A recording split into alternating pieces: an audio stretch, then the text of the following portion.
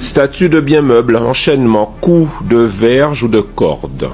Lorsque le maître croit que son esclave l'a mérité, marquage au fer, découpe de jarret, découpe d'oreilles pour les esclaves fugitifs. Voilà quelques extraits de l'abject Code Noir, inspiré notamment par Jean-Baptiste Colbert, je le rappelle, dont une salle est à l'autre bout du couloir et dont une belle statue est à l'entrée de la Maison de la République, l'Assemblée nationale.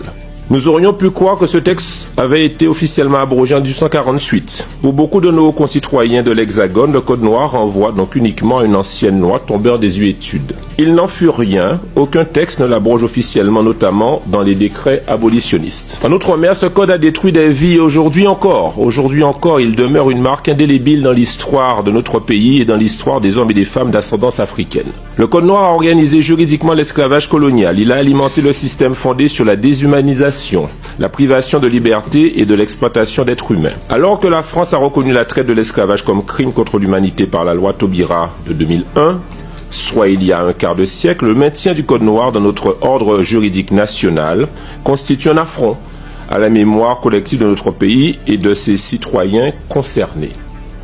C'est la raison pour laquelle le groupe Lyotte a fait le choix d'inscrire ce texte à l'ordre du jour de notre Assemblée en premier de sa niche. Débattre du Code Noir en 2026 pourrait sembler anachronique et pourtant, dans le climat actuel, marqué par un regain de racisme et où la haine de l'autre se banalise, il n'est plus que jamais temps de l'abroger.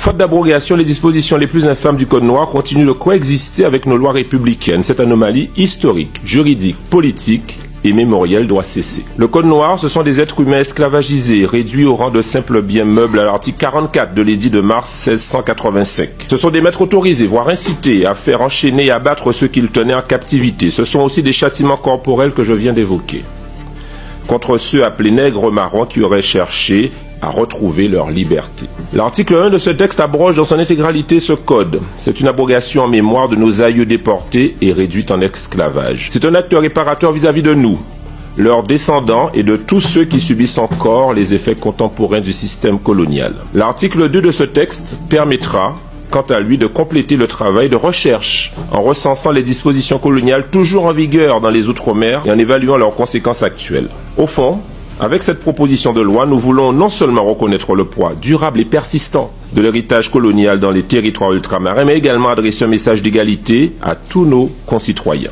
Notre groupe espère que cette proposition de loi sera adoptée à l'unanimité. Je vous remercie.